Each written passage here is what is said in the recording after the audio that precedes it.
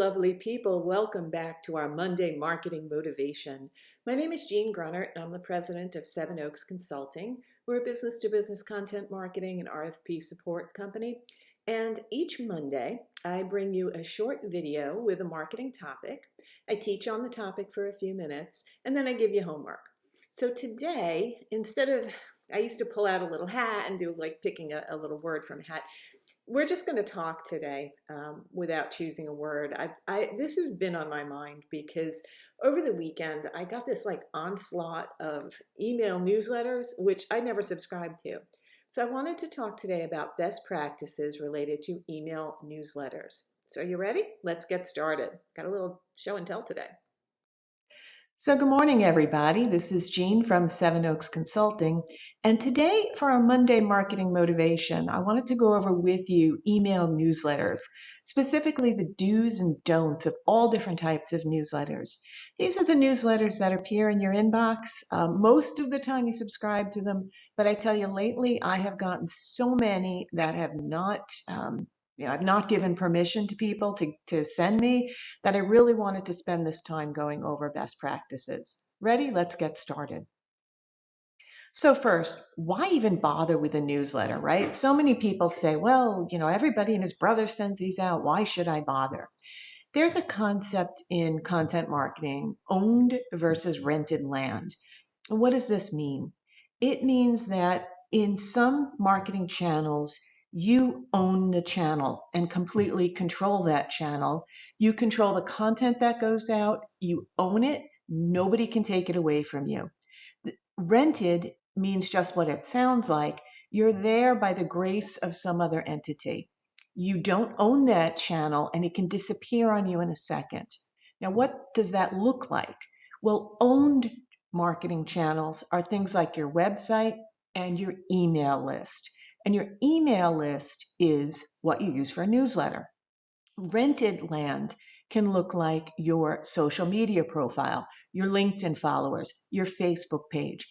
You have those by the grace of those companies, and they can take them away at a moment's notice. So you do need to have both in this modern day and age, but the ones that I recommend focusing on are the things that you own because you will have them forever. Nobody can take those away from you. So newsletters are a type of owned content. And you own the list, you manage the list, you manage the content. But what makes a successful email newsletter? Well, first, they're targeted to a specific customer group or audience. They should be very tightly focused. You can't be all things to all people, so focus on just what you can be to a very small specific group of people. I have two websites that I own. One of them has a large email list, one of them has a small email list, but it's 100% opt-in, meaning people gave me their permission and signed up consciously for that newsletter. Never, ever, ever get email addresses randomly and just chuck them into your email list. That's actually, I think it's against the law, actually. It's not a good practice. People are like, why are you sending this to me? You want a list of people who really want to hear what you have to say. And when you have to say it, make it a clear message. Point number 3 there. Write about your topic. Don't stray into other areas. Be specific to that audience and cover what you promised to cover. Make your writing compelling and focus on the subject line. The subject line of the email newsletter is what gets people to open that newsletter, and you want it to be highly compelling and engaging. Lastly, choose a simple delivery system with an easy opt-out. Use a commercial email newsletter platform. There are plenty of them out there. Never send a group list from your own email address. That's a bad practice. You want to use a commercial provider. Some of them include MailChimp, Constant Contact, Kit. There are a ton of them out there. Some of them are available free, so if you're just getting started, you can choose to try it before you buy it. Others have a nominal cost, but no matter what, they all should have a way to easily opt in or choose to get it, and easily opt out or choose not to get it. So newsletter do's and don'ts, folks. Do provide a compelling reason to subscribe. Focus like a laser beam on that content. Give people a reason to open and read it. and do write engaging subject lines. Do not add any random email address you may find to your list. Goodness, that is such a horrible practice. Please don't do that. Don't send too many newsletters. If you promise people once a week, keep your promise, send it once a week, but don't send it 2, 3, or more times. And don't make it hard for people to opt out. Test your opt-in, test your opt-out. Ask friends to test it. Make sure it's easy for people to come in and come out of your newsletter. Newsletter best practices. Well, there are 10 of them that I have up on screen. You can read them for yourself, but first of all, focus on building a quality list. Use opt-ins and avoid buying contacts. How do you get people to opt in? Well, some of those newsletter services that I mentioned earlier have very simple forms or pop-up boxes. These are great ways to let your customers visiting your website know that you have an email list. You can also offer them a downloadable gift in exchange for subscribing to your list. That's very common. Make it worth their while. Make it an ebook, make it a really juicy checklist or a template, but something that they give their email address to get the freebie. Set the expectations for your newsletter. Clarify the content and the frequency, and as I mentioned earlier, keep your promise. If you say once a week, make it once a week. Craft a strong and compelling subject line. Keep them short and personalized. You can test it. We won't get into testing today. We've talked about A/B testing in the past. These are similar concepts. I'll go into them more on another Monday Marketing Motivation. Design your newsletters for mobile.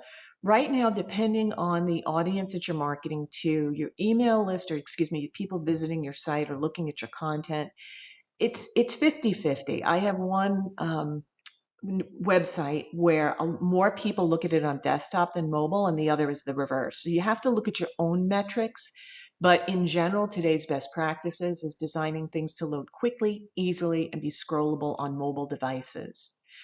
Segmenting your audience. If you're just starting out, you don't need to worry about that. I would say target your audience rather than segment. When you get more involved in this, you have a larger list, then you can begin segmenting. Deliver value. Prioritize helpful, engaging material. The best newsletters that I get are the ones that consistently deliver original content and quality content. They don't stray from the reason they exist. Stay consistent. Keep a regular schedule. Ensure deliverability. When you use one of these commercial newsletter sending lists, they will help you do that. They will authenticate the domain and they will clean the list, meaning as email addresses change, you get a hard bounce, which means it can't be delivered, or soft bounce, like an out of office. These commercial email lists will help you maintain your list and keep it up to date. Look at your metrics, track your performance, right? You want to know what your batting average is. One of the most frequently asked questions I get is, what is a good open rate? There is really no, quote, good open rate.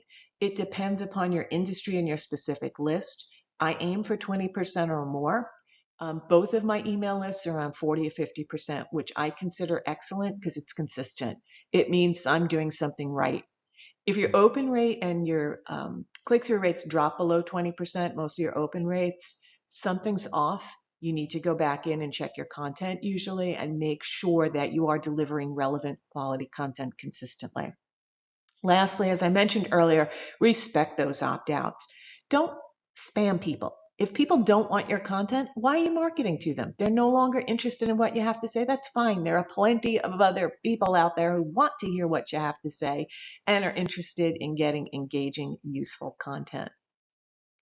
Now, if you have questions, contact me at sevenoaksconsulting.com. So I hope you found that topic interesting and I hope you learned a lot from it. I think the key takeaway is to make your newsletter very relevant and also don't add people to your list without their permission. Your homework this week is pretty simple. If you don't already have a newsletter list, I'd like you to start thinking about that and explore some of the commercial tools that are available to you, either free or low cost, to set up and run an email newsletter. This includes MailChimp, Constant Contact, Kit, and several others. You can just Google and they're a dime a dozen. Pick the one that's right for you, and then think about how you will add that to your website in order to get people to sign up for your newsletter. That's all. That's all I'd like you to do.